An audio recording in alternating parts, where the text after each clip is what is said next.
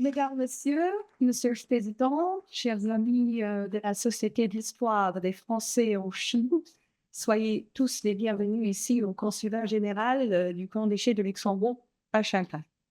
C'est un grand plaisir de vous accueillir ce soir et j'ai appris que ce n'est pas la première fois qu'on accueille l'association et pour une conférence qui est intitulée La France dans l'ombre des douanes chinoises, diplomatie et bureaucratie sous le Second Empire. Je profite également de l'occasion de vous accueillir notre conférencier ce soir, Monsieur Ding Yijui, qui est chercheur postdoctoral auprès de l'Université normale de Shanghai. Merci. Bienvenue aussi.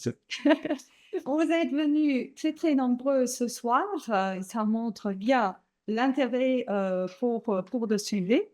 Mais avant de plonger dans le vif de la conférence, permettez-moi juste de dire un mot sur mon pays natal, le Grand-Duché de Luxembourg, pour ceux et celles qui ne le connaissent pas très bien. C'est un des 6 pays fondateurs de l'Union européenne. Nous sommes situés au cœur de l'Europe et nos voisins sont la France, la Belgique et l'Allemagne. Par le passé, et vu la taille, les douanes étaient toujours un sujet pour de l'Europe. Moi-même, j'ai grandi près de la frontière française et je me rappelle encore très bien mes passages à la douane pour me rendre à Metz, à Strasbourg, à Nancy, à Paris, mais aussi en Allemagne ou en Belgique. Quel soulagement donc en 1985 avec la signature des accords de Schengen à Schengen, qui est un petit village luxembourgeois près de la rivière de la Moselle, dans la région transfrontalière Luxembourg, France et Allemagne. Des accords donc qui ont non pas seulement établi la libre circulation des personnes, mais aussi des biens et des services en Europe, mais qui sont également à la base des visas Schengen que ce consulat délivre chaque jour. Ouais. Et qu'elles aient l'enceinte aujourd'hui de faire une conférence dans une mission consulaire sur le sujet de la diplomatie et du rôle des douanes dans l'histoire contemporaine chinoise. Voilà. Je m'arrête ici. Je vous remercie pour votre attention et j'ai encore un mot à dire de vous inviter après la conférence de partager avec nous un verre d'amitié, un vin qui vient de la région de la Moselle luxembourgeoise, près de Schengen. Voilà, je vous remercie pour votre attention et je vous souhaite une excellente conférence ce soir ici au Consulat général du Grand-Duché de Luxembourg à Shanghai. Merci beaucoup.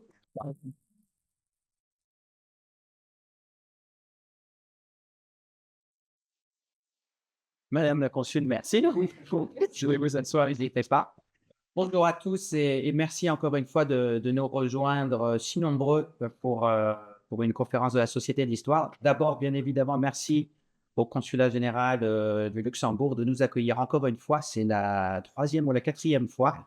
Donc, on peut remercier les équipes qui sont toujours là pour nous soutenir et qui montrent quelque chose qui tient à cœur, c'est-à-dire que malgré notre nom, on est quand même une association francophone ouverte à tous les francophones, français, chinois, luxembourgeois, belges, et tout ce que vous voulez, et tout ce qui est francophone. Et c'est vraiment l'idée, c'est d'aller au-delà du français, du nom de Société de l'Histoire des Français de Chine, dont nous avons hérité. On va évidemment de temps en temps un petit peu plus loin et on essaye d'aller sur des sujets qui sont au-delà du cercle uniquement français et d'être dans des lieux qui sont uniquement français. Donc, on est très heureux d'être aujourd'hui au Luxembourg, à Shanghai, pour cette très, très belle conférence. Donc, Gauthier va introduire la conférence tout à l'heure, dans 2 minutes. Pour ceux qui ne connaissent pas, mais il n'y en a pas beaucoup, je vous présente rapidement la Société d'Histoire des Français de Chine. Donc, on est au jour d'aujourd'hui plus d'une centaine de membres, principalement en Chine continentale, mais pas que. On fait, comme vous le savez, tout un cycle de conférences à un rythme qui est mensuel, mais on publie également de manière hebdomadaire sur WeChat. Si vous ne nous suivez pas sur WeChat, suivez-nous s'il vous plaît. Mais au-delà de WeChat, maintenant, on essaye d'être visible au-delà. Donc, on est aussi sur LinkedIn. Et puis, vous ne le savez pas, je pense que la plupart, y compris dans le bureau, vous ne le savez pas, mais on a lancé un Twitter il y a quelques jours. Et en fait, on relaie tous nos articles, tout ce qui est aussi intéressant et publié par d'autres personnes sur l'histoire entre la Chine et la France, l'histoire chinoise de manière générale. Et on a en réalité un joli petit succès sur WeChat. On est à 3400 followers, quelque chose comme ça, ce qui est quand même pas mal pour des gens qui parlent d'histoire en français. Sur LinkedIn, on se rapproche petit à petit des 1000, vu que c'est pas si mal. Sur Twitter, on est 4. Mais on peut inventer ça. Mais l'idée, c'est vraiment de dépasser un peu les frontières et de nous faire connaître au-delà de la Chine, parce qu'on a la prétention d'amener un contenu de qualité qui permet de réfléchir. Quand on parle d'histoire, ça permet de réfléchir à la Chine contemporaine aussi et avoir un peu de profondeur historique. Ça fait pas de mal pour le dialogue entre les peuples, comme on dit. Donc voilà, conférences, articles, on fait des podcasts avec notre ami Michel Chapdelaine qui est rentré en France, mais qui s'est recyclé dans le podcast. Et donc, à un rythme d'un podcast par mois, on fait des très, très beaux shootings. Vous allez voir, il y en a un qui va parler de photographie la semaine prochaine. Vous allez voir, quelque chose de très intéressant aussi. Et ça n'arrête pas. Donc, voilà. Si vous avez des idées, n'oubliez pas, on est une association loi 1901 qui n'est pas, enfin, on ne fait pas de profit, c'est pas ça l'objectif. Donc, si vous êtes prêt à aider, si vous avez du temps, des bonnes idées, que vous ayez des connaissances historiques ou non, vous êtes bienvenus et prenez contact avec nous. On est aussi là pour aider à la recherche historique, que ce soit la recherche des gens qui sont spécialisés ou des gens qui sont plus amateurs. On a Club Recherche qui est là pour essayer d'aider les gens, de les guider et de pousser ces sujets-là. Voilà, je ne serai pas plus long, mais voilà, on ne serait rien sans vous, sans votre présence ce soir, sans nos membres. Donc, merci pour tout ça. Et puis, on espère que vous allez passer une bonne soirée au Luxembourg et que profiter des petits rafraîchissements qui nous sont gracieusement offerts tout à l'heure. Merci beaucoup encore une fois. Gauthier, à toi. Bonsoir, Madame la Consul Générale, chère Tania, Monsieur le Conseil économique, cher Yann, cher Jacques Van Looy. Bonsoir à tous et donc bienvenue à cette conférence. Merci encore une fois au Consulat Général de Luxembourg de nous accueillir ici ce soir. J'ai le plaisir de vous présenter Thierry Thuy, qui est actuellement chercheur postdoctoral à l'Université normale de Shanghai, comme Tania l'a dit précédemment. La conférence de ce soir s'intitule « La France dans l'ombre des douanes chinoises, diplomatie et bureaucratie sous le Second Empire ». Comme l'a dit notre président David Morisot, nous sommes une société d'historiens de tout niveau. Je suis moi-même littéraire, en réalité, et pas historien, traître à ma discipline. Et nous avons le plaisir d'accueillir tout type de chercheurs, des chercheurs amateurs qui permettent très souvent de trouver des choses que les professionnels ne trouvent pas. Des chercheurs qui ont soutenu, par exemple, leur thèse récemment et qui sont au début de leur carrière, mais aussi, comme avec Jenny, professeur à Tsinghua, des chercheurs confirmés. Nous sommes très heureux de cette diversité. Cool. Né à Shanghai, Thierry est doctoresse lettres et historien. Sa thèse de doctorat, qu'il a préparée à l'Université de Shanghai, portait sur la représentation du corps chinois dans les documents français du 19e siècle. Il avait d'ailleurs fait une communication à ce sujet lors du colloque que j'avais organisé à Futan en 2000. Premier colloque français et francophone depuis la crise du Covid. C'était un événement assez important. Il est depuis chercheur postdoctoral, comme je l'ai dit, à l'Université normale de Shanghai, au département d'histoire, où il s'intéresse particulièrement à l'histoire de sa ville natale et aussi aux archives diplomatiques françaises. On en verra quelques beaux exemplaires ce soir. Également luthiste, il pratique la musique traditionnelle du Xiana et en particulier le Pingta de Suzhou. Avant de lui laisser la parole et de l'écouter avec plaisir, je reviens sur la question de petits rafraîchissements que nous aurons après. Donc, à la fin de cette conférence, nous aurons un échange avec des questions avec la salle, évidemment, que nous poursuivrons évidemment pendant le verre de l'amitié. Mais pendant ce verre de l'amitié, je vous inviterai aussi à prêter attention à ce qui se passera parce que une petite surprise vous est réservée. Voilà. Sans plus tarder, je te cède la parole. Bon,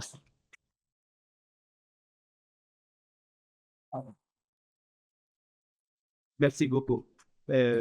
Madame la conseillère générale et Monsieur le Président de la Société, et Mesdames et Messieurs, c'est tellement un grand honneur pour moi de présenter ici.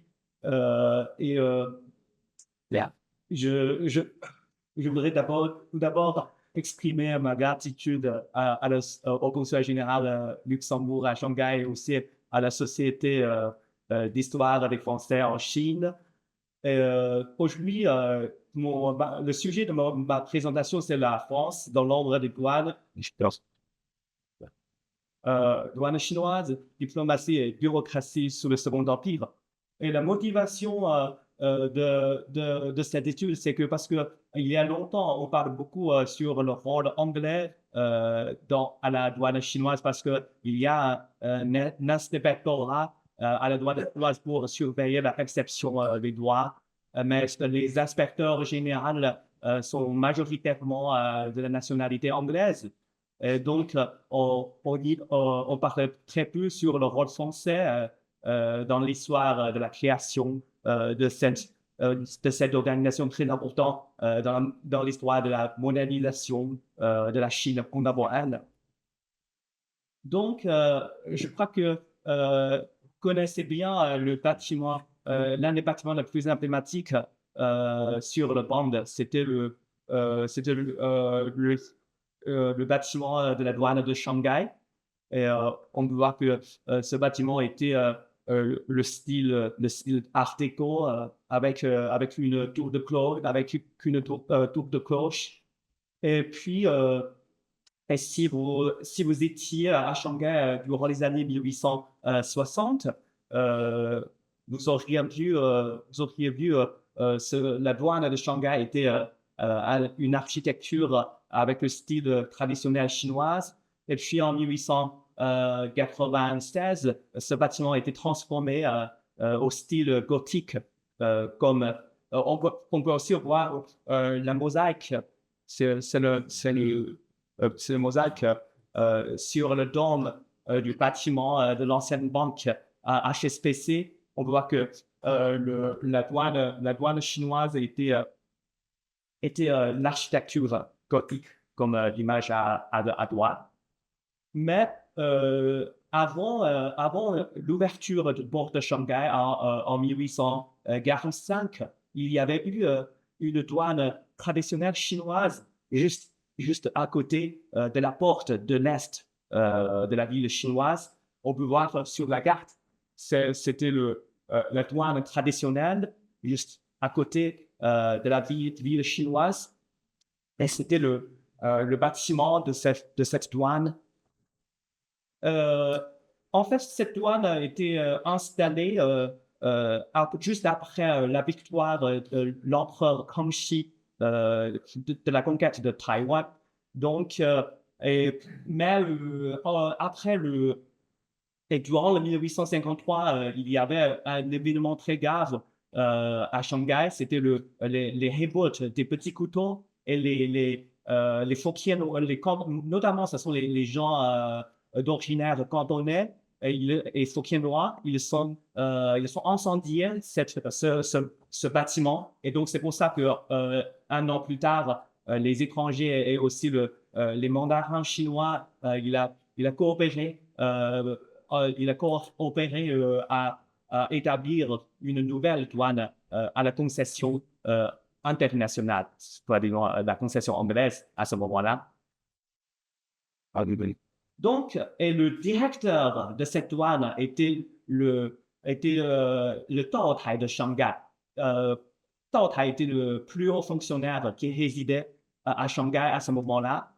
Et on peut voir sur l'hiérarchie l'hiérarchie officielle du gouvernement manchou à ce moment-là, à la région méridionale du fleuve Yangtze, le fonctionnaire le plus haut, c'est le vice-roi des deux Jiang, c'est-à-dire Liang Jiangzongdu.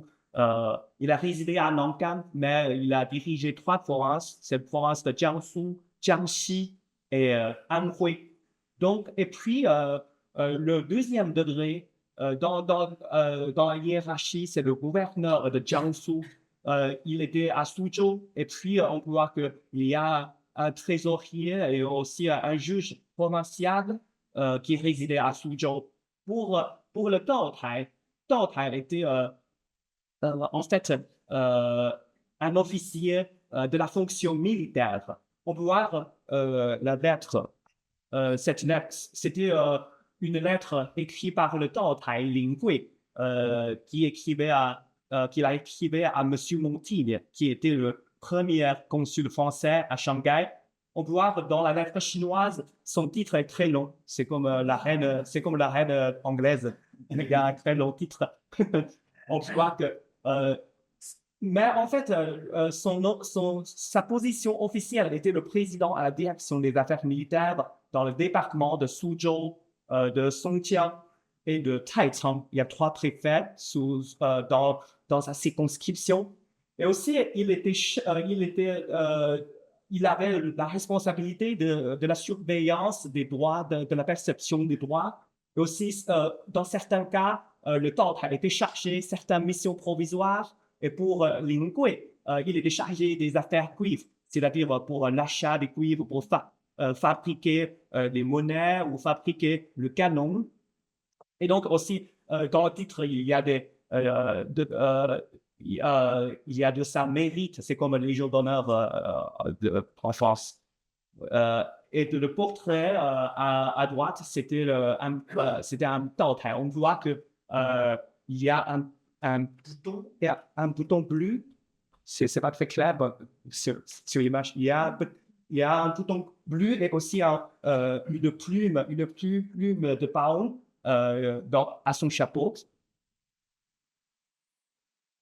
Mais après l'ouverture de Shanghai, Shanghai était devenue une ville cosmopolite et les affaires étrangères devenues plus importantes pour le Tao Tai. Donc c'était vraiment un fardeau pour un homme de 50 ans pour traiter les affaires avec les étrangers, avec les gens qu'il considère comme barbares à ce moment-là. Il y a certains Tao Tai avant 1853. Le premier, c'est le Tao Tai Gong Mu Jiu. C'est avec lui que le premier consul anglais, M. Balfour, qui a signé le traité des règlements de terre avec ce Tao Tai et obtenir une concession anglaise pour l'Angleterre. Et pour lui, parce qu'à ce moment-là, à Shanghai, les étrangers, il a loué ces maisons dans la cité ancienne chinoise. Et donc, le Tao Tai Gong Mu Jiu, il ne voulait pas beaucoup de contact entre les Chinois et les étrangers parce qu'il va causer certains conflits, certaines polémiques entre les peuples avec la culture très différente. Donc, il a négocié avec le consul anglais de faire la concession anglaise dehors de la ville chinoise. Mais la situation à Canton est totalement différente parce que depuis le XVIIIe siècle, Canton était la seule voie légitime pour le commerce sino-étranger. Et il y avait des maisons de commerce étrangers situées à Canton, dehors de la ville de chinoise. Donc, après la première guerre d'opium, la principale exigence pour les étrangers qui résidaient à Canton, c'est pour l'entrée dans la ville chinoise. Mais à Shanghai, la situation est un petit peu différente parce que au début, certains étrangers, certains missionnaires catholiques et certains commerçants anglais, ils ont loué les maisons dans la cité chinoise. Mais pour les Tao Tai, ils ne voulaient pas cette situation existe. Et puis, durant les années 1850, on voit du Tao Tai de Manchou. Ils sont les intimes des empereurs. C'est-à-dire qu'ils sont les serviteurs des familles royales. Ce sont les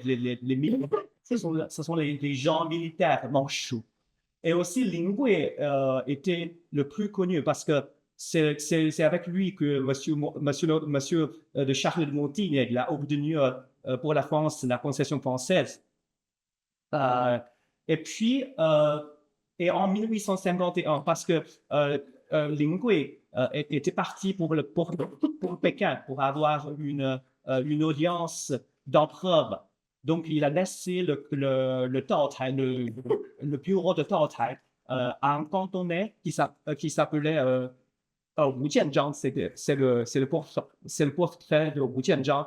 Et c'est la tombe de Gong Muzhou, parce que Gong Muzhou, le Taotai Gong Muzhou, il était né à Shandong, donc sa tombe était à Shandong. C'est juste près d'une ville de la montagne de Taishan, c'est un beau village près de là-bas.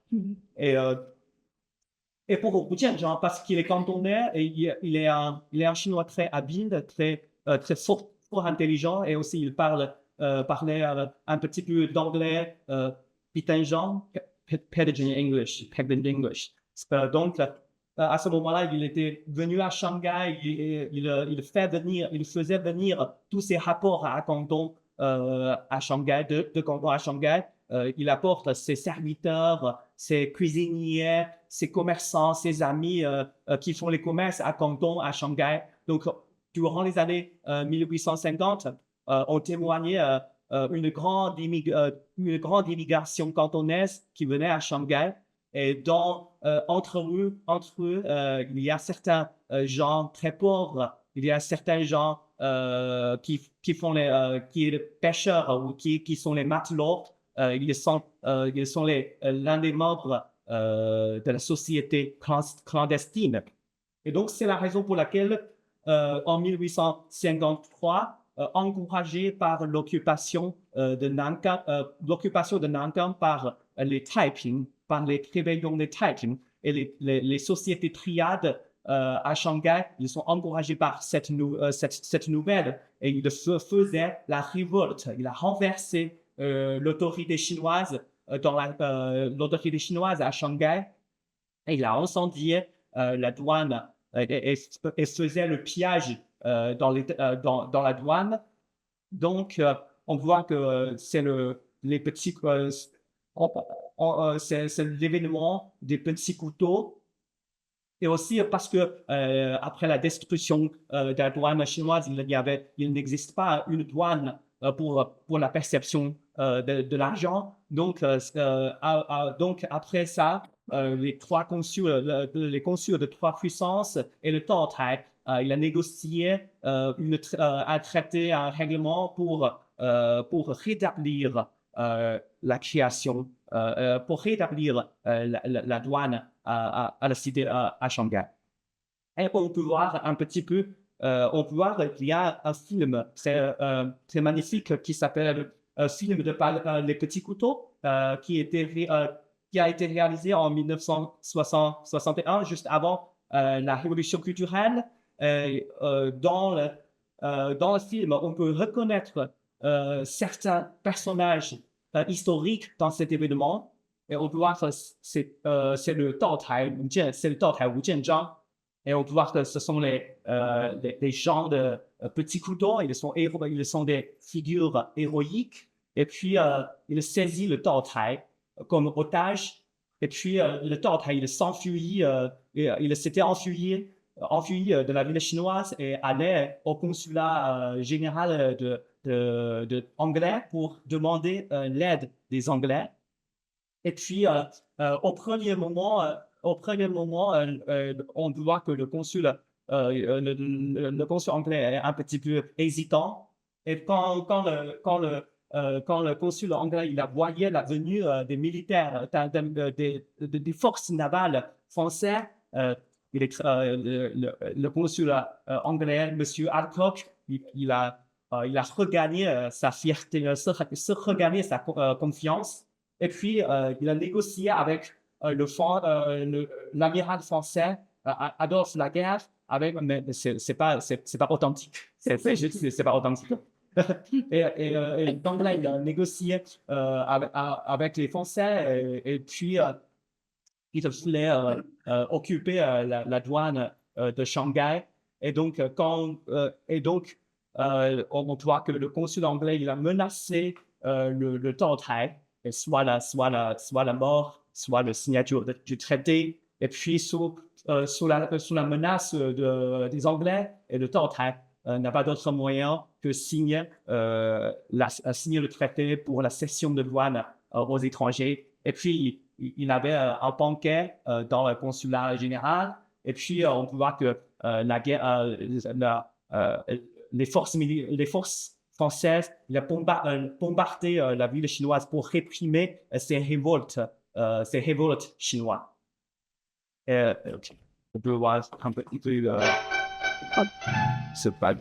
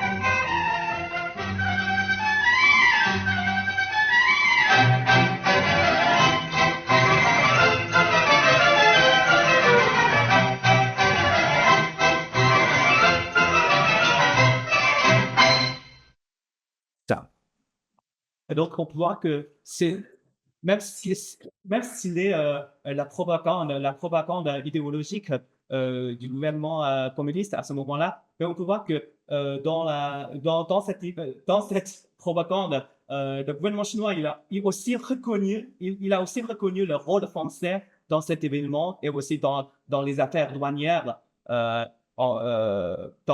la réorganisation de la douane chinoise à ce moment-là. Et aussi,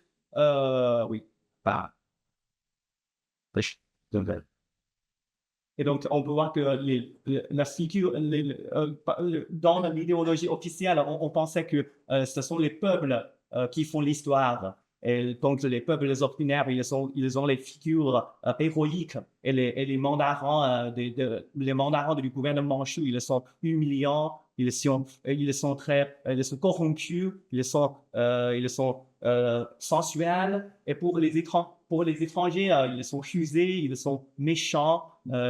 Donc, oui, c'est cette idéologie marxiste à ce moment-là.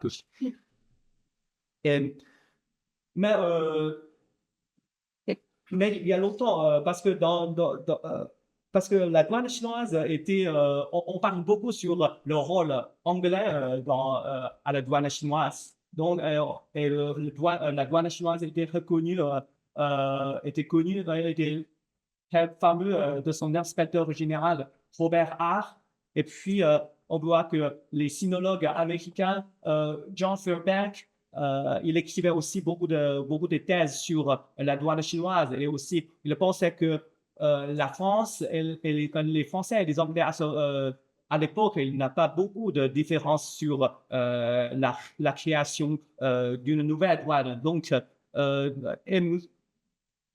Donc, c'est pour ça que le gouvernement français du Second Empire, il ne faisait l'attention sur les affaires douanières de Shanghai.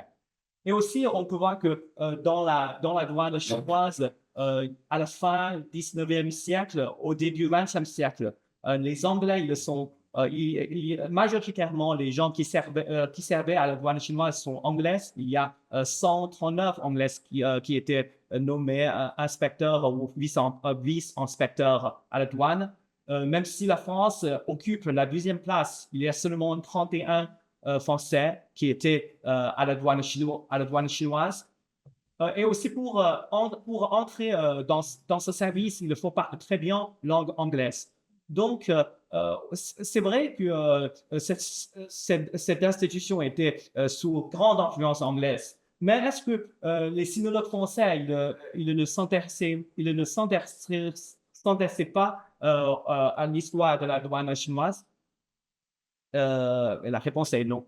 Parce qu'on voit que aussi Charles Méron et Henri Gaudier, ils écrivaient certains articles sur la douane chinoise et aussi Henri Gaudier, il est un sinologue très connu parce qu'il il y a certains magnum opus sur Bibliotheca Sinica. C'était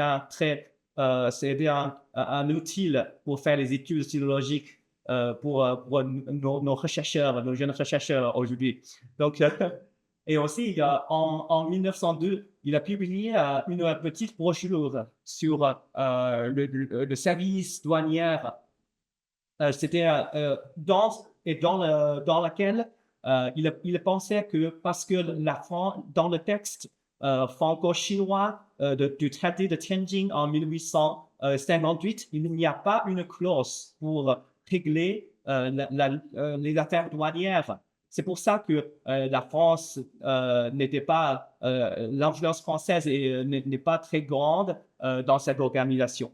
Mais ce n'est pas le cas parce que quand on voit les règlements commerciaux de 1858, c'était les règlements, c'était un traité supplémentaire du traité de Tianjin de 1858. Et on peut voir dans le texte anglais, on peut voir il y a une clause, the Chinese officer will be at liberty of his own choice and independently of the suggestion of nomination of any British authority to select any British subjects as the harbor master, as the master as the inspector.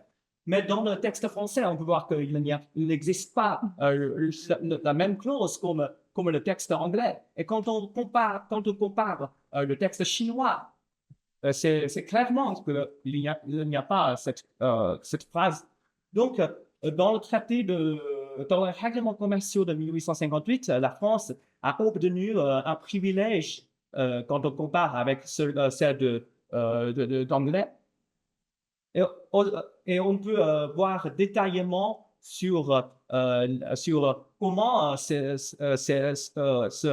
règlements ont été négociés. J'ai trouvé 3 lettres écrites en même date. On voit qu'en 6 novembre 1858, pour le matin, le négociateur Baron Gros, il écrivait une lettre à Lord Elgin. Il était ministre plénipotentiaire anglais pour le traité de Tianjin. Et il écrivait dans la lettre que il ne se trouvera qu'une légère différence dans les règlements qui l'accompagnent. Donc, et puis le soir, quand Baron Gros, il écrivait une lettre au ministère, on voit que j'espère pouvoir, sous peu de jours, signer le nouveau tarif modifié dans un sens favorable, tarif assurément plus libéral que tout ce qui existe dans les nations occidentales. Donc, on peut voir que Baron Gros, il a l'intention d'obtenir un traité plus libéral, plus favorable, plus privilégié que les Anglais. Mais pour les négociateurs chinois, ils pensaient que pour les barbares, ce sont les mêmes. Donc il dit que les 10 articles rédigés peuvent rester inchangés à condition que le bon anglais soit remplacé par le français pour la France et le par américain pour les États-Unis. Donc, les problématiques de mon étude, c'est que pourquoi la France, qui fut l'un des 3 fondateurs de la douane de Shanghai, était perdue son influence après la deuxième guerre d'option dans la douane chinoise, et quelles sont les causes qui introduisent à ce résultat. Et les matériaux que j'ai utilisés sont majoritairement des archives conservées au Centre d'archives diplomatiques de Courneuve. Ce centre se situe près de la station Aubervilliers de Courneuve de RRB. Et, oui, le RRB, oui, il y a plus du monde, plus d'arômes, oui. Donc, oui, on voit que, notamment pour faire les études sur les affaires étrangères entre la France et la Chine, on utilise beaucoup la correspondance politique. Ce sont les lettres échangées entre la direction politique et la délégation qui se situe à Macao à ce moment-là. Et pour le Shanghai, on voit qu'il y a certaines lettres qui sont dans la correspondance politique et consulaire, parce que il y a certains consulats généraux et plus importants. Donc, certains consulats généraux, il y a du pouvoir de communiquer directement avec le ministre. Donc, c'est pour ça qu'on peut trouve certains documents dans la correspondance politique et consulaire, parce que normalement, la fonction d'un consulat au 19e siècle, c'est la fonction commerciale. Donc, on peut voir qu'il y a beaucoup de volumes, il y a beaucoup de lettres sur les affaires commerciales échangées entre la direction commerciale et consulaire avec Shanghai et aussi avec Macao. Donc, tous les dépêches qui sont arrivées au ministère, ils sont premièrement reçus par le bureau du départ et l'arrivée des correspondances, qui était l'un des bureaux affiliés au cabinet du ministre et secrétariat. Et puis, selon le timbre d'une lettre, ce bureau va transférer les lettres soit à la direction politique, soit à la direction consulaire et affaires commerciales, soit à la direction de la comptabilité. Donc, en 1858, en septembre, parce que à cause des révoltes des petits couteaux, la douane a été détruite. Donc, au premier lieu, le consul par enterrant ces Français aidants, il avait l'attitude il considérait que le Shanghai va être un port libre pour le commerce étranger. Donc, il a dit au ministère que où il n'y a pas de bureau de douane, il n'y a pas de perception. Donc, pour Aidant, au premier lieu, Aidant, il pensait que Shanghai était un port libre pour le commerce étranger. Mais pour les Chinois, pour le Taotai, Wu Jianzhang, parce qu'il a urgent besoin de l'argent pour recruter les soldats, pour réprimer les révoltes à la cité chinoise, pour revenir à son autorité dans la cité. Donc, il a beaucoup d'argent de la perception des droits de douane. Donc, il a établi 2 stations de contrôle. L'un, c'est à Baihe, à Qingpu, un district de Qingpu. L'autre, c'est à Binhang. Parce que ces 2 stations se situaient en amont. Là, c'est en amont de rivière Suzhou et le fleuve de Huangpujiang parce que ces deux voies fluviales sont les voies principales pour le commerce intérieur. Les marchandises fabriquées à Suzhou ou les matériaux originaires du nord de Zhejiang, ils sont transportés dans ces deux voies fluviales. Donc, mais pour Edan et aussi pour le consul anglais, il a de crainte de l'interruption totale du commerce étranger à Shanghai parce qu'il y a deux stations de contrôle établies par Shanghai et le droit de douane est plus élevé que règle dans le traité. Donc, les consuls, ils ont une crainte de l'interruption du commerce à Shanghai. Donc, en juin 1854, les trois consuls, ils se consentent d'établir une nouvelle douane sous un inspectorat étranger. Il a nommé 3 inspecteurs étrangers à la douane chinoise pour surveiller la perception des douanes. Donc, on voit que la lettre écrite par Edan à consul anglais, M. Alcock, le bel avantage que de proclamer la franchise d'un commerce État, ce serait accorder la permission de se nourrir sans payer à un malheureux qui est mort de faim. Mais pour l'attitude de Paris était un petit peu différente parce que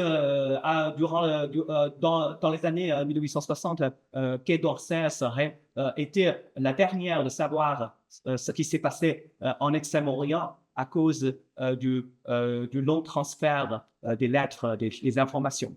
Donc pour Paris, il pensait que Shanghai était devenu un port libre. Donc il a demandé ses agents diplomatiques en Chine de maintenir sa position originale, c'est-à-dire que maintenir Shanghai, la position que Shanghai était un port libre. Mais pour Bourboulon était un vacant. Et on peut voir que c'est le portrait de Bourboulon. Et l'image en bas, c'est le portrait de sa femme, Catherine de Bourboulon. En fait, Bourboulon, il était un petit peu vieille que sa femme. Oui. Mais Bourboulon, il a dit que l'arrangement actuel ne serait pas maintenu très longtemps. Donc, il a proposé auprès du ministère de laisser faire les affaires douanières à Shanghai. Donc, et dans le consulat français, il a nommé un homme qui s'appelle Arthur Smith. À ce moment-là, Arthur Smith était l'interprète au consulat général en remplaçant l'interprète Kreskowski, qui était un sinologue très connu et aussi a été un professeur dans les écoles des langues orientales durant les années 1870. Et à ce moment-là, Arthur Smith, il était aussi un jeune sinologue parce qu'avant l'arrivée en Chine, il était en bibliothèque à l'université de Sorbonne et aussi il apprenait langue chinoise auprès des sinologues Stanislas Julien et Pazin. Et en 1850, il a soumis une proposition au ministère de l'instruction publique de faire une visite scientifique en Chine. Donc, sous l'auspice du ministère de l'Instruction, il était venu à Macao en 1851 et puis il était nommé l'interprète du consulat de Shanghai. Et aussi, on peut voir, j'ai pas trouvé sa photo dans les archives parce qu'il était mort en 1857. Donc, à ce moment-là, la photo n'était pas très commun parmi les gens. Et on voit que c'est le manuscrit, d'Arthur Smith. C'était une lettre de remerciement qu'il a envoyé au ministère. Et aussi, on peut trouver certains récits de lui dans le souvenir écrit par René de Courcy. Il était chargé d'affaires à la délégation française durant les affaires Chapdelaine. Et il décrivait Arthur Smith comme un genre accardé parfois de soucis pénibles. Il était d'une susceptibilité chatouilleuse, d'humeur inégale et fantasque. Donc, c'était un homme très introverti. Et aussi, il avait une femme et deux filles en France à ce moment-là. Et ces familles sont habitées dans la maison 5 rue de Morat, en Guion-les-Bains. Oui, il y a un lac, je crois, oui, il y a un lac très beau en Guion-les-Bains. Oui.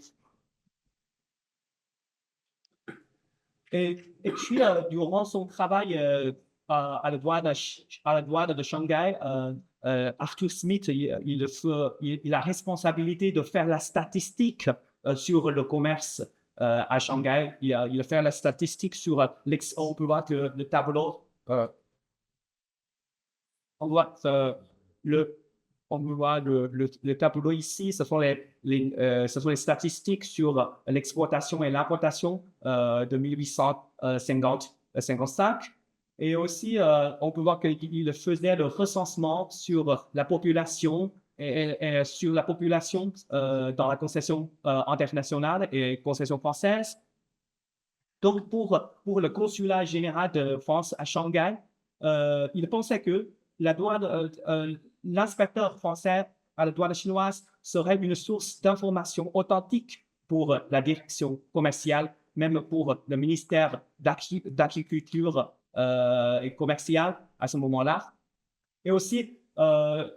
Aidan, il pensait que création d'un emploi richement rétribué qui permet aujourd'hui à un loyal et ancien serviteur de l'État de faire les frais de ses véhicules sidérurgiques et servira dans l'avenir à initier les fonctionnaires français et ses successeurs en mécanisme compliqué du commerce de la Chine avec le monde entier. Et parce que durant les années 1850, les sinologues métropolitains, ils faisaient les études seulement sur la littérature chinoise, la philologie chinoise. Donc, pour la France, ils savaient très peu sur la situation commerciale en Chine. Donc, pour M. Aidan, pour les erreurs diplomatiques à Shanghai, la douane chinoise est vraiment une méthode pour approfondir leurs connaissances sur le commerce chinois. Mais la situation est changée après le retour de Montigny en 1857, parce qu'en 1853, il était en congé en France parce qu'à ce moment-là, le climat, la situation sanitaire n'était pas très agréable pour les Européens. Donc, les diplomates, ils le font beaucoup, certainement, dans quelques cas, ils faisaient des congés pour rentrer en France, pour regagner son énergie. Et en 1857, il est revenu à Shanghai après sa mission au Thaïlande et en Indochine pour signer un traité commercial avec ces deux royaumes. Quand il était arrivé à Shanghai, il voyait l'intérêt français a été détérioré par les ambitions anglaises. Et il voyait la combinaison des deux concessions en 1855. La concession française a été combinée avec la concession anglaise à ce moment, dans une très petite période dans les années 1850. Et aussi, il voyait, et aussi un mois plus tard, Arthur Smith, l'inspecteur français à la douane chinoise, était mort. Donc, parce qu'il n'y a pas de français à la douane de Shanghai, l'inspecteur anglais qui s'appelait Horatio Lay, Monsieur Lay, il a profité de cette vacance des Français à la douane chinoise et il a détenu un navire de Polynésie français et donc ça a provoqué l'indignation de Monsieur Montigny. On peut voir l'indignation sur la lettre. Il écrivait à la direction commerciale.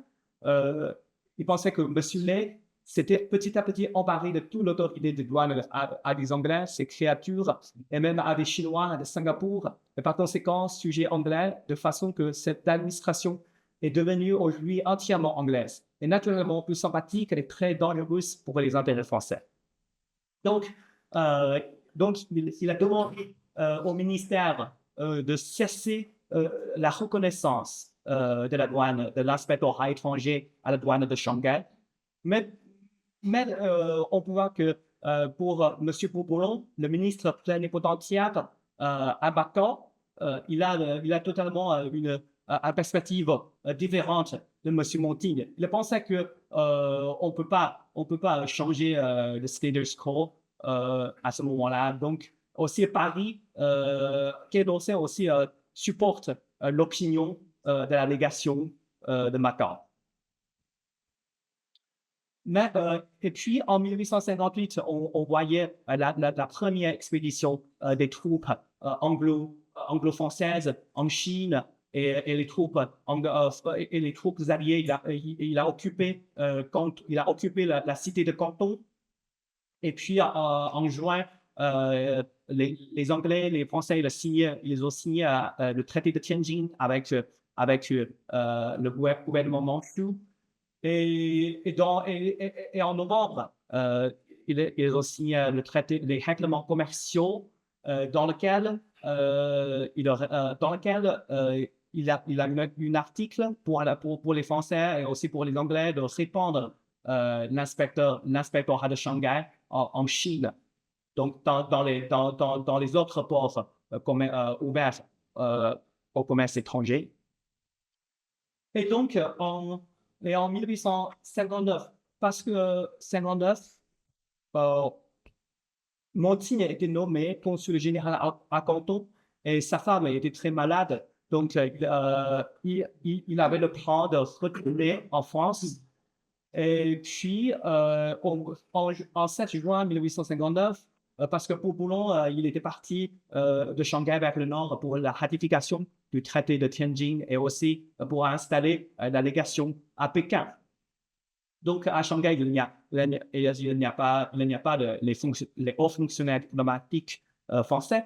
Et puis, l'inspecteur Horatio Lay, il a licencié l'inspecteur français de la douane chinoise. Donc, il n'y a aucun agent français à la douane de Shanghai maintenant. Et donc, effectivement, Monsieur Montigne, il a protesté vivement sur l'agissement de M. Lay en même temps à la direction commerciale et à la direction diplomatique. Donc, il pensait que c'est un sujet très important pour attirer l'attention du ministère. Donc, il écrivait une lettre envoyée à la direction en même temps. Donc, dans la lettre, il disait que l'exclusion pour la France de la douane de Shanghai amoindrirait en Chine notre prestige pour le présent et nos intérêts pour l'avenir. Donc, cet agissement était injuste envers notre national, l'un des 3 fondateurs du système en 1854, et qui a complété en introduisant dans cette nouvelle administration véritablement européenne les règlements et les usages de nos douanes françaises. Et puis, aussi à Canton, il y a un agent militaire qui fait la plainte auprès du ministère de la Marine parce qu'il voyait M. Lay, l'inspecteur anglais, il était venu à Canton pour réorganiser la douane cantonaise. Et à ce moment-là, les troupes françaises, ce sont les maîtres de la cité chinoise. Et il voyait aucun Français était nommé dans la douane de Canton. Donc, il était très en colère. Il écrivait au ministère de la Marine dans lequel il disait que quel moyen plus sérieux d'influence, en effet, quel prétexte plus respectable pour s'immiscer peu à peu dans les choses de ce pays pour assurer au gouvernement chinois le paiement intégral des droits qu'il est légitimement fondé à réclamer. On voit que c'est une lettre écrite par Eugène d'Abbeville, qui était le commandant supérieur de la troupe d'occupation française à Canton. Et c'est son portrait à droite. Donc, En fait, la plainte de M. Conti a attiré l'attention du ministère. Donc, à la fin de 1859, on peut voir qu'à gauche, c'était le brouillon des instructions faites par la direction politique. Il y a certaines révisions ici. Et à droite, c'était la lettre on peut trouver dans la correspondance politique écrite par M. Bourboulon au ministère. Et dans les instructions du ministère, il a demandé à M. Bourboulon de faire un rapport sur le changement, de la douane, sur le changement de l'inspectorat de la douane. Et aussi, il a demandé à M. Bourboulon de faire un rapport sur comment la France peut maintenir son influence dans la douane chinoise. Mais pour Bourboulon, parce qu'il était en 1859, en juin, il était pour l'embouchure de Tianjin pour ratifier le traité. Et à ce moment, il était bombardé par le généralisme chinois mongol qui s'appelle Zheng Lingqing. Donc, c'est aussi l'une des raisons pour laquelle la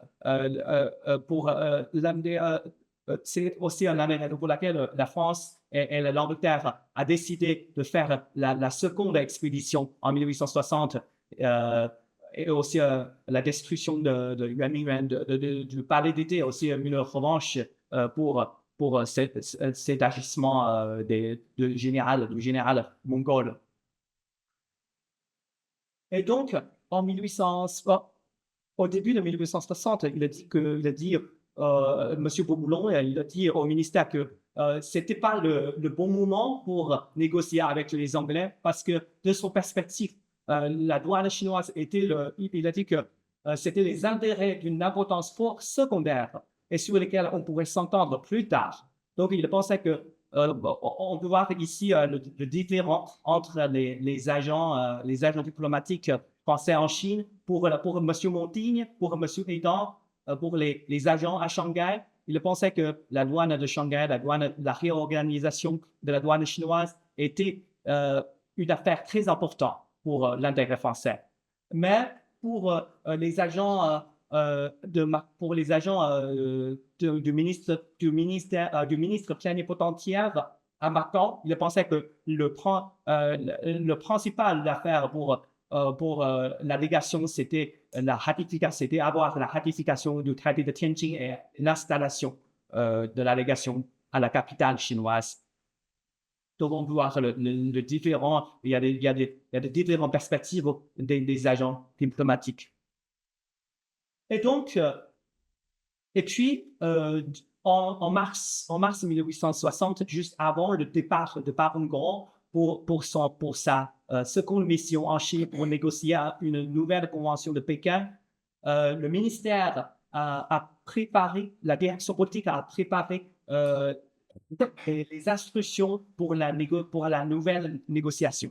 Et on peut trouver dans le livre Henri Gordier, L'expédition de Chine 1860, on peut trouver il y avait 5 sujets principaux pour la négociation.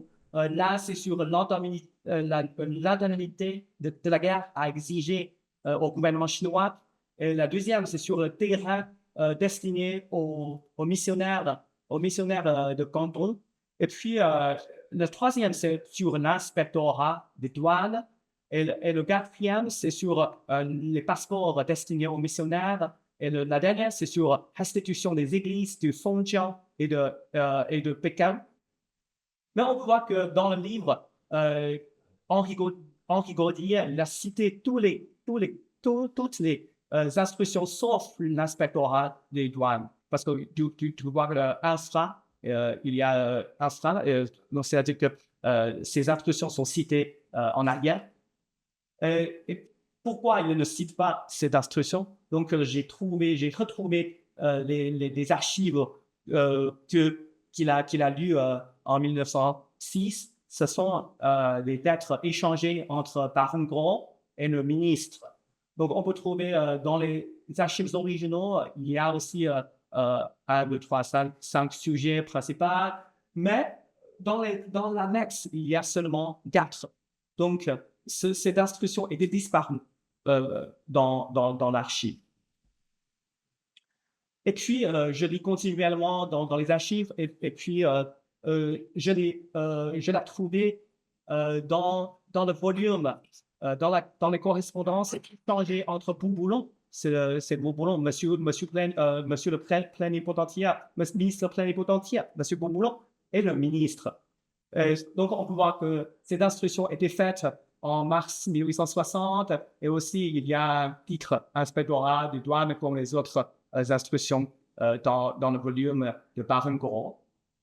Donc, pourquoi cette instruction on peut faire la supposition que cette instruction n'était pas envoyée en Baron-Gros. En revanche, cette instruction était envoyée au ministre plénipotentiaire, M. Bouboulon. Donc, le Baron-Gros, il n'a pas reçu cette instruction. Et quand on voit détaillement sur cette instruction, on peut voir que les sources principales pour faire cette instruction sont 4 lettres reçues par la direction politique. Les instructions à Bouboulon, et la deuxième, c'est la lettre de Montigny, qu'on a lu avant. Et aussi, la troisième, c'est la lettre d'Abbeville, c'est sa lettre. Et la quatrième, c'est le rapport de M. Bouboulon. Donc, pourquoi il se fait-il seulement les lettres reçues par la direction politique? Et on peut voir que ce sont les lettres après 1856. Parce que j'ai 3 explications pour ce phénomène. Là, le premier, c'est le changement fréquent des fonctionnaires qui traitent les affaires d'Extrême-Orient à la direction politique durant les années 1850. Et on peut voir ce tableau tiré de l'almanach national. On peut voir que dans les années 1850, il y a un grand changement dans les organisations de sous-direction qui traitent les affaires d'Extrême-Orient. Et puis, c'est après 1856 on témoignait la stabilité dans l'organisation de la direction politique. Et puis, aussi la direction politique, la deuxième raison, c'est la direction politique n'a pas accès aux lettres reçues par la direction commerciale. Donc, on peut voir que il se réfère seulement les lettres de la direction politique. Donc, parce qu'il ne possède pas les lettres de la direction commerciale. Et la troisième raison, c'est parce que à ce moment-là, il n'y a pas un moyen utile pour trouver les anciens documents. Aussi, on peut voir que à gauche, c'est le cadre de classement avant 1896. Les fiches, les documents, ils sont classés chronologiquement selon les expéditeurs. C'est-à-dire que un fonctionnaire après qu'il a fini la lecture d'une lettre, il va poser cette lettre dans un classeur ou dans un carton qui est fixé à un agent diplomatique. C'est-à-dire, par exemple, cette lettre a été écrite par Bouboulon et quand j'ai fini la lecture, j'ai posé cette lettre dans le classeur carton qui est fixé à M. Bouboulon ou M. Baron-Gros. Donc,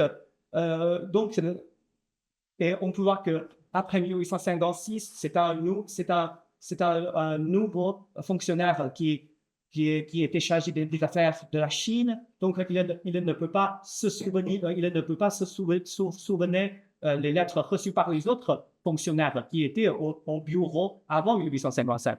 Donc, pour les agents diplomatiques du 19e siècle, il faut avoir une bonne mémoire parce que il faut souvenir en quelle date j'ai reçu cette lettre sur les affaires douanières de la Chine. Donc, il faut avoir une très bonne mémoire. Donc, et aussi, le ministère il se réalise de l'inefficacité de l'administration dans la direction politique. Donc, durant les années 1880, il faisait des tableaux analytiques selon les. On peut voir que ils sont classés dans l'ordre alphabétique. Donc, il y a soit le nom d'un agent, d'un mandarin très important, soit l'événement très important. Et puis, donc, et ça, même, c'est une tâche très dure pour les archivistes. Donc, ce projet a été abandonné 10 ans plus tard. Et puis, en 1896, le ministère des Affaires étrangères, il a recruté un archiviste du ministère de la Guerre. Il s'appelle Charles Lassalle. Et cet homme-là, il faisait un nouveau cadre de classement selon les sujets de la lettre. Et on peut voir, par exemple, si j'ai reçu une lettre de la Chine sur le tarif de la douane chinoise, et au premier lieu, quand la direction politique il a reçu, la direction commerciale il a reçu cette lettre, il va donner un numéro sur ce document. C'est-à-dire que il va donner série X parce que à ce moment-là, le X représente la direction commerciale. Donc, il va premièrement donner X à ce document et puis il va, selon ce cadre de classement préétabli, on peut trouver, il y a le numéro 16, c'est sur les affaires de la douane. Puis, il va donner un numéro 16 dans le carton, dans ce document. Et puis, on peut voir que le numéro 1 sur le numéro 16, c'est sur le tarif. Donc, le dernier numéro sera le numéro 1. Donc, tous les lettres reçues de la Chine sur le tarif de la douane chinoise sont dans un même numéro, série X 16.1. Donc, ça va augmenter l'efficacité d'administration. C'est plus facile pour trouver un document que les fonctionnaires voulaient trouver. Yeah. Et donc, on peut voir que en juin, on voit que dans cette instruction sur inspectorat, sur l'inspectorat de la Chine, le ministère a demandé, le ministère écrivait cette affaire, ça sans doute dans la même situation lorsque le baron Gros arrivera en Chine. Et il y aurait en ce cas un grand intérêt pour nous à ce qu'elle fût rédigée de manière à installer ou à restituer à l'élément français dans le nouveau régime d'un inspectorat des douanes en Chine. La place qu'il convient de lui assurer pour sauvegarder les intérêts particuliers de notre commerce. Donc, pour le ministre plénipotentiaire, M. Boulon, la douane était l'intérêt secondaire. Pour les agents diplomatiques à Shanghai, l'affaire de la douane serait l'intérêt principal. Et pour le ministère, il pensait que la douane était un grand intérêt pour l'État français.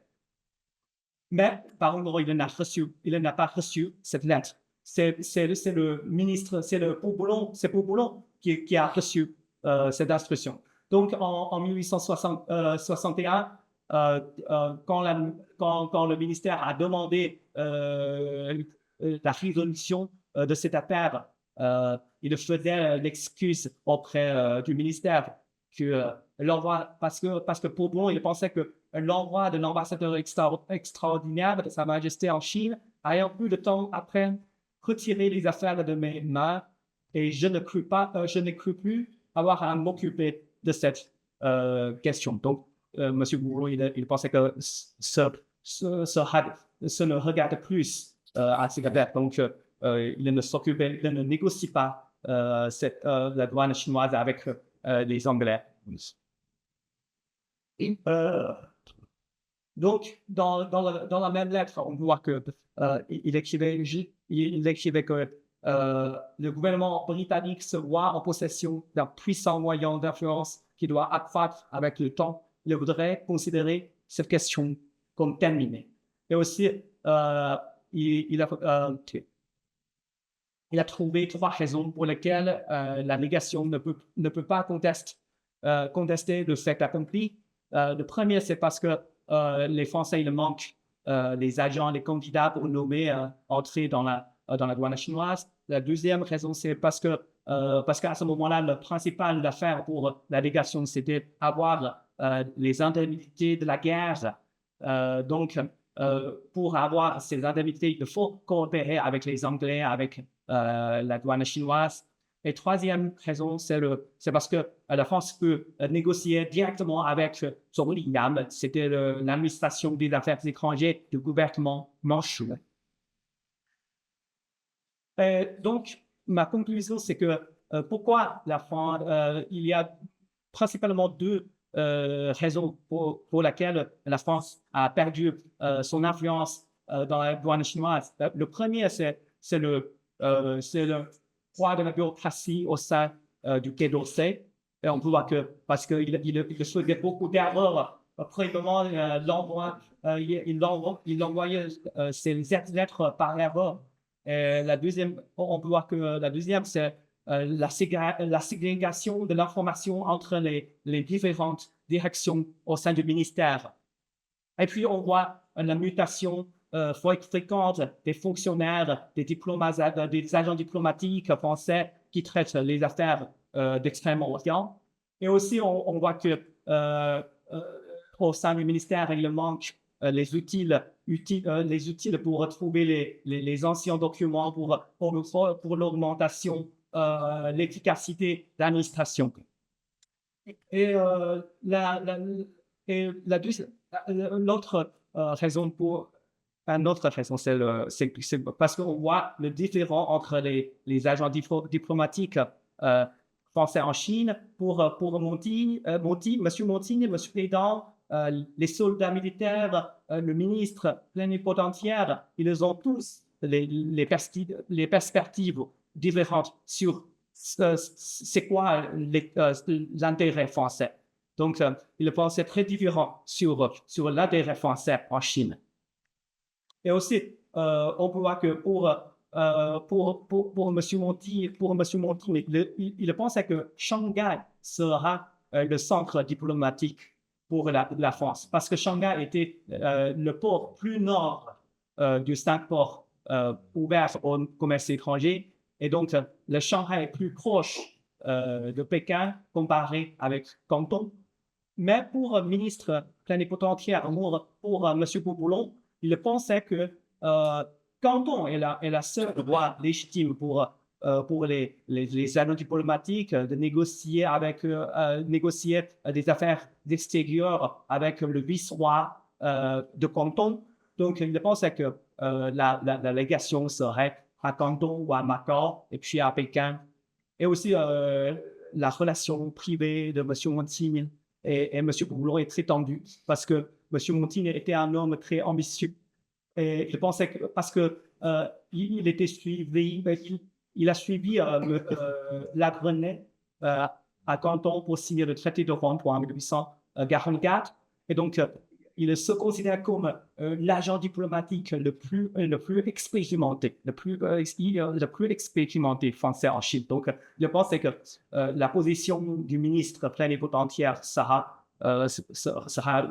son place, sera sa place. Donc, il y a la relation entre le consul général et le ministre est très tendue à ce moment-là. Donc, on peut voir que il y a principalement 2 raisons pour expliquer les affaires douanières.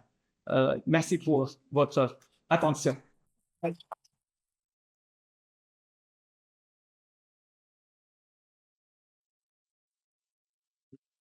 Merci beaucoup à toi, Téine Chun, pour cette conférence. J'aimerais quand même souligner que Téine Chun n'est pas francophone à l'origine et qu'il a appris le français pour ses recherches et pouvoir s'exprimer quand même comme ça et travailler sur des manuscrits assez peu lisibles. J'en parlais tout à l'heure, c'est assez exceptionnel.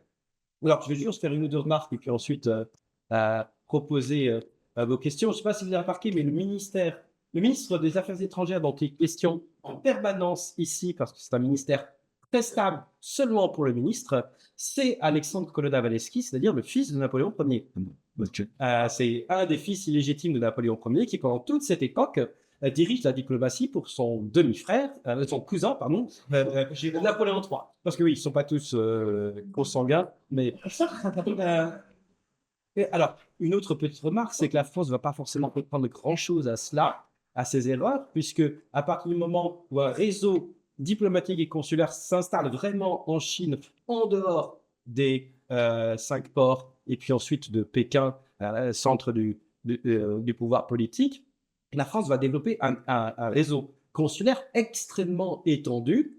Il faut savoir qu'on a quand même une quarantaine de postes consulaires à la fin du 19e siècle français, seulement français, en Chine. Mais on a une hiérarchisation, encore une fois, extrême des postes. Nous avons des consulats généraux, des consulats, des vice-consulats, des postes consulaires et des agences consulaires. Et en fonction de l'importance de chaque poste consulaire et du grade de la personne qui détient cette fonction, elle a le droit elle a le droit ou n'a pas le droit d'écrire à la direction, à la sous-direction, etc. Ce qui ne va en fin de compte pas forcément arranger les choses, sinon que, chose très importante, avec Arthur Smith par exemple, qui malgré son nom anglais est bel et bien français, on a l'apparition de sinologues de terrain. Et c'est la fin de la sinologie philologique qui a dominé, en fin de compte, le 19e siècle jusque dans les années 1880, avec les plus éminents philologues français, Rémusat, Julien ou Hervé de Saint-Denis, qui étaient titulaires de chaires à l'école des langues orientales ou au Collège de France, sans être jamais venus en Chine et sans être capables souvent de communiquer avec des Chinois, car leur connaissance de chinois était, disons, très, très livresque, pour ne pas dire complètement archaïque. Voilà. Il y a certainement des questions. Donc, Monsieur le Président. Merci pour ces compléments d'information. Je ne connais pas le sinologue comme ça de notre. Donc, deux remarques et une question. Une remarque, maintenant, vous comprenez pourquoi un petit souverain de Luxembourg et pas sur un terrain français. Remarque numéro 2, tu as fait un travail de recherche qui est assez impressionnant parce que limite à un travail d'observer. Donc, c'est vraiment, on est très heureux que tu l'aies partagé avec nous parce que franchement, c'est impressionnant et de voir les détails de ta recherche dans les archives, c'était passionnant. La problématique de l'historien amateur que nous sommes pour la plupart, c'est cette problématique d'archives et comme tu as ça dans les détails, c'est très, très intéressant. Ma question, c'est une troisième hypothèse, c'est que c'est sûrement, en fait, chaque problème français, en fait, il y a un peu plus anglais. Est-ce que tu as poussé tes recherches, en fait, jusqu'à ta consultation des archives anglaises pour voir de quoi tu penses, qu'est-ce qu'il y a de cette équipe qui me tient un peu poussé de leur projet? Oui, voilà. Viens ici. OK. En fait, j'ai essayé de trouver dans les archives anglaises parce que même le système d'archives anglais est un petit peu différent de celle français et c'était plus compliqué parce que l'Angleterre à ce moment-là il a un système très varié pour Shanghai. Il y a aussi le consulat général. Et puis, il a une cour judiciaire à Shanghai pour rédiger, c'est-à-dire que pour rédiger les affaires contentieuses, donc il y a un autre système d'archives qui est sur les affaires judiciaires. En fait, maintenant, les archives anglaises on peut consulter sur l'internet de National Archives. Je crois, mettent en ligne la plupart des archives de la direction, aussi de la direction politique de Foreign Office, mais pour les archives de la légation, c'est-à-dire que les archives des postes les archives de la résidence des agents diplomatiques, vous pouvez consulter personnellement au centre d'archives, je crois à Londres ou aux autres lieux. Mais aussi pour les archives de France, les archives de consulat de Shanghai et aussi les archives de la légation de Pékin sont conservées à Nantes. Donc, à Paris, ce sont les documents engendrés par l'administration centrale du ministère.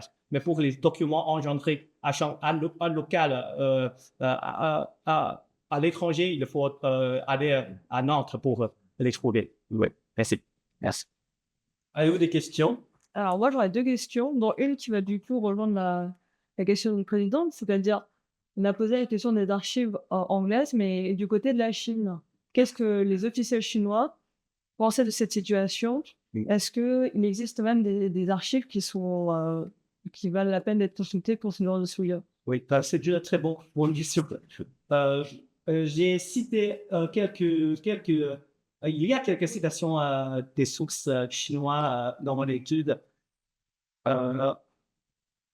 Oui, on voit que c'est lettre de Xue Huan. Ils sont parce que je crois en 18 aussi durant les années 1960, 70, le gouvernement a publié certaines collections sélectionnées de la Tao Tai de Wushu. Ce sont les lettres privées de ce Tao Tai. Et aussi, on peut voir qu'il y a des brouillons. Il écrivait aux autres fonctionnaires plus hauts, par exemple le vice-roi, le vice-roi, le gouverneur de Jiangsu. Pour les années 1850, vous pouvez trouver dans les collections de Wushu. Mais pour après 1850, on s'appelle en Chine, tu peux consulter dans le livre qui s'appelle Chou Ban Yiwu Shiguo. C'est-à-dire que Chou Ban Yiwu Shiguo, l'histoire du traitement des affaires barbares. Oui, bien. Oui, oui, ce titre, tu peux trouver les lettres de Zhongli Yamen, du ministère des Affaires étrangères chinois, du gouvernement Xu. Et il y a beaucoup de lettres écrites par Prince Gong, Gong Qingwang, Prince Gong et les Wen Xiang et les autres agents diplomatiques chinois. À ce moment-là, mais parce que cette étude était avant 1860, donc avant l'établissement du Zhongli Yamen. Donc, il était très difficile de trouver les matériaux chinois parce que, notamment, on était écrit dans un papier très fragile, donc c'est très difficile pour la conservation des lettres. Et aussi pour ce matériau, pour les lettres de Wushu, c'est aussi une histoire très intéressante parce que les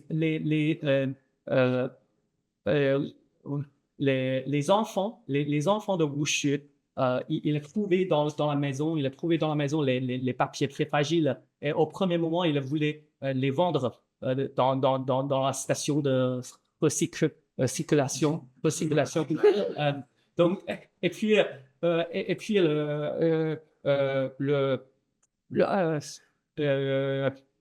les gens dans la station, ils le trouvaient, moi. Ce sont les lettres, ce sont les papiers très antiques. Donc, il a donné cette lettre aux archives de Zhejiang. Et puis, on peut lire ces lettres. Il s'appelle Wushu Xingjian Xuanbian. La collection de Wushu. Et du coup, alors, deuxième question. Et du coup, j'ai arrêté mes questions. Oui, alors, il y avait aussi la mention que grâce aux sinologues de terrain, normalement, la France avait une possibilité de comprendre ce qui se passait réellement par rapport, ils avaient des réelles données par rapport aux activités commerciales en Chine. C'est-à-dire qu'auparavant, il n'y avait pas de données ou la Chine ne voulait pas partager les informations. les informations. C'est aussi une très bonne question. Parce que il y avait eu un consulat à Canton avant la Grande Révolution. C'est le De Guignes, c'est le fils, c'est le fils de Guignes. Il était le consul à Canton. Et puis, durant la Grande Révolution, le consul, la France et la France a perdu ses données à Canton, mais il y avait certains missionnaires français qui étaient à Pékin. Mais il faut attendre en 1828. C'est sous la restauration de Louis XVIII que la France a rouvert son consulat à Canton et nommé un agent comme consul. Mais pour les informations, parce qu'à ce moment-là, Canton, c'est la seule voie légitime. Donc, la France il savait seulement les affaires à Canton. Et aussi, le consul à Canton, il a envoyé le Canton Register. C'est un journal anglais et dans lequel il y a beaucoup des récits sur le commerce, sur le canton. Donc, on voit que l'envoi de ce journal a été une façon pour le ministère de savoir la situation, de savoir ce qui s'est passé à Canton. Oui. Alors, on peut prendre encore une question, parce qu'après, on va avoir un problème, c'est que le vin de Moselle ne se voit pas tiède. Voilà, donc on va prendre une question si vous voulez. Ensuite, on continuera de manière la conversation. Et puis, je vous le rappelle, pendant le verre de la nuit, nous allons avoir une petite surprise. Donc, allez chercher votre verre et ensuite préparez-vous voilà, à ouvrir vos dimanches. Y a-t-il une autre question? Non. Je vous invite, comme le président l'a dit, on ne tape plus que comme ça. Le président, absolument. À ne pas hésiter à nous suivre sur trop loin. C'est pas grave.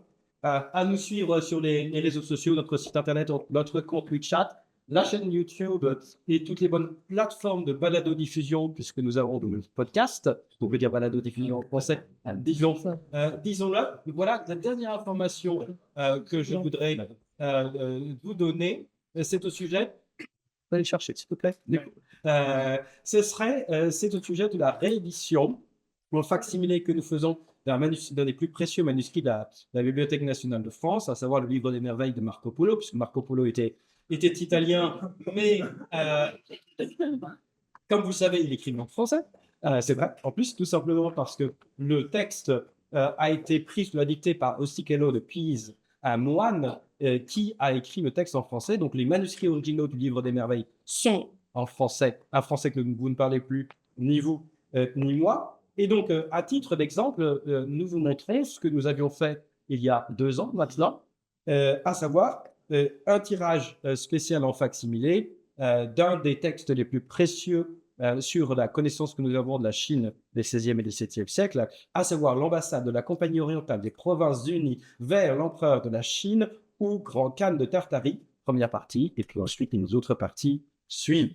Donc voilà. Après un premier lancement un peu difficile de notre appel à souscription, nous avons relancé la chose tout récemment. Il faut qu'on a donc c'est le même format exactement, mais ça sera le texte de Marco Polo. Il faut qu'on arrive à 100 commandes pour y arriver, sinon le coût d'impression est trop élevé. 100 commandes, 800 yuan pour ce super cadeau où on se croirait à la télé.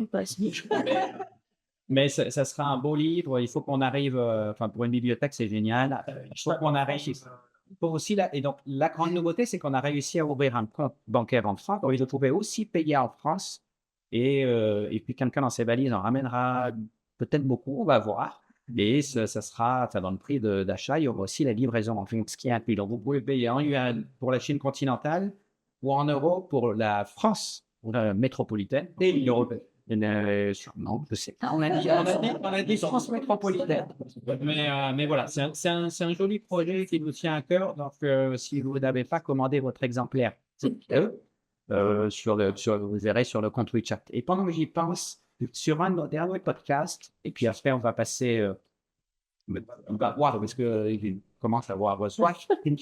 Mais dans un de nos derniers podcasts, on avait cette experte, comme on disait à l'époque, française, qui était passée en 1981 pendant un an à Kunming, qui a écrit un livre et qui nous a partagé avec nous, qui nous a fait suivre aussi quelques flyers sur son livre. Flyers, on a dit balado diffusion, je le dis flyer. Dépliant, voilà. Qui bon, c'est juste. Donc, si ça vous voulez en savoir un petit peu plus, etc., il y a l'introduction du livre, il y a la 4e de couverture, et puis c'est aussi quelque chose qui peut se commander en version e-book. Donc, vous n'êtes pas obligé d'aller en France pour pouvoir le récupérer, mais c'est un livre que je suis en train de lire et qui est fascinant. Donc, voilà, on fait beaucoup de choses. Maintenant, buvons. Merci.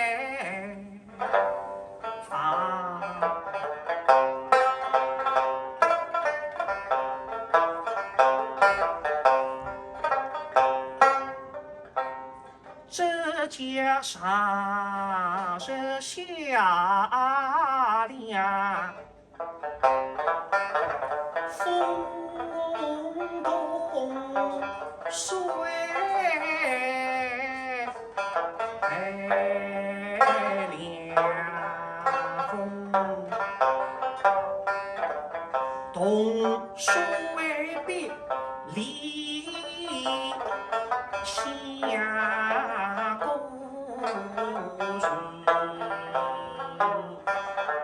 去，下君能过心上。